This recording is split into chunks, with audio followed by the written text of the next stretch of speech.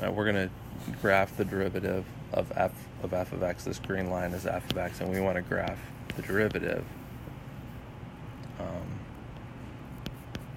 of f of x. And just a rough sketch of the derivative. So the key here is, remember what the derivative means is, the derivative is basically a graph of the slope of all the tangent lines at any given point. So if I start over here and I draw a tangent line right there, that's a very big positive number. The slope of that is probably like, I don't know, like 8, 10 or something like that. The slope of that first line is 10. So at this point right here, at that point, I'd go all the way up here to 10. So that's where that point would be, right about there. Okay, and then let's graph another one right there. The slope of that maybe is 8. So at that point right there, right where it touches the line, that green line, I go up to 8 at that point. So it's about here. And I can do that for every single point. Now when I come over here, that slope is only like probably 1 or 2 or something like that. Right?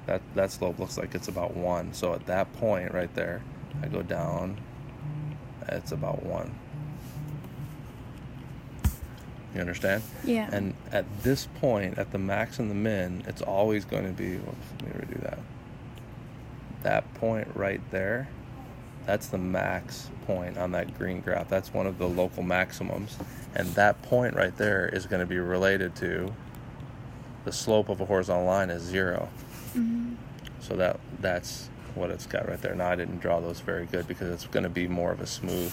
This is probably more like that one was probably more like that, because you're going to have a smooth line like this. Okay.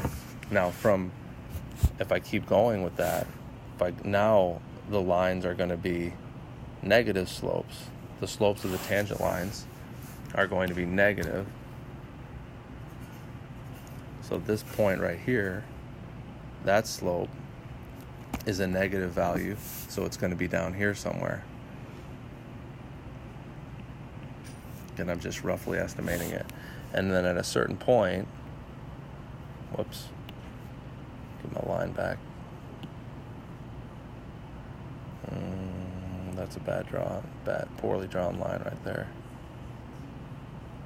Poorly drawn line right there. It's hard to get this on these. What is this point right here for?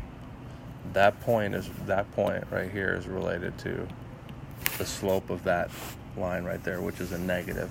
This has a negative slope, so that m is something like negative 2 point something. The slope of that tangent line. The slope of this one, I'm just going to roughly estimate it. That's going to be still negative, but at some point, it's going to start, the negative slopes are going to start turning back around and becoming less negative, like right there and right there. They're still negative slopes, but they turn around. So what's going to happen, remember what I told you, at this point right here, well, it's not quite horizontal. At a certain point, that's going to become a horizontal, and at that, the negative, at the local minimum right there is going to have a slope of 0, because that's if you draw a tangent line at that point, it'll be a horizontal line, and so you have a slope of 0. So what's going to happen is, remember, I should actually change the color. I'll make it highlighter. This graph is going to do this, and at some point, it's going to turn around and come back up like this. And that's my f prime of x, my derivative graph. So notice the green graph. If you look at the green graph, it was a cubic graph. The derivative of that graph is the yellow graph, which is a quadratic graph, because derivatives are 1 degree less when you're looking at power functions, polynomial functions. So all derivatives of a cubic function are going to be that? Yep. Anytime you have a cubic function, think of x cubed plus 3x squared minus 2x plus 1. What's the derivative of that? Something x squared? Yeah, it's 3x squared plus 6x minus 2. It's a quadratic. It's 1 degree less. And if it's a quadratic, is it just going to be linear? That's right. If you have a quadratic, it's going to be linear, and the if you have a quadratic, it's going to be a linear function. So think about if you have a quadratic. If you have a quadratic function right there, then the derivative, remember the derivative at that point, at that minimum point, that's going to be that point right there is going to relate to your zero of your derivative, right? And what's the slope of every line to the left of this?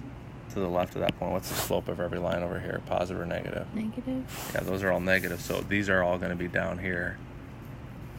And to the right of it is all positive. So you're just going to have a line like that. Your derivative is just a straight line. Oh, That's your y prime. The red graph is your y graph.